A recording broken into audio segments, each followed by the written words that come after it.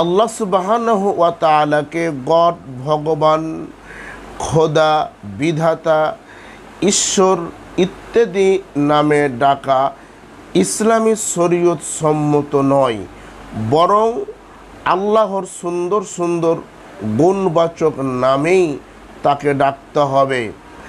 এ সম্পর্কে আল্লাহ সুবহানাহু ওয়া তাআলা বলেন, ওয়ালিল্লাহিল আসমাউল হুসনা ফাদউ বিহা।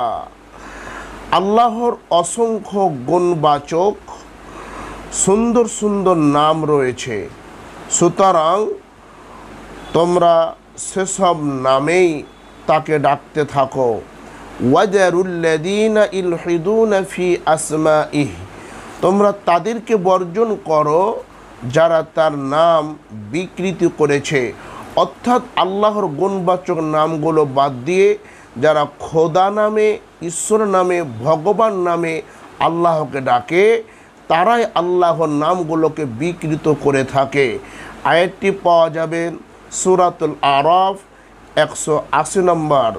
হাদিসের মধ্যে এসেছে, আবু হুরাইরা রাদিয়াল্লাহু তাআলা আনহু হতে বর্ণিত, তিনি বলেন, রাসূল সাল্লাল্লাহু আলাইহি ওয়াসাল্লাম বলেছেন, আল্লাহ সুবহানাহু ওয়া তাআলার 99টি নাম রয়েছে। যে ব্যক্তি এ নামগুলোকে মুখস্থ করবে, সংরক্ষণ করবে, হেফাজত করবে, সে অবশ্যই অবশ্যই জান্নাতে প্রবেশ করবে।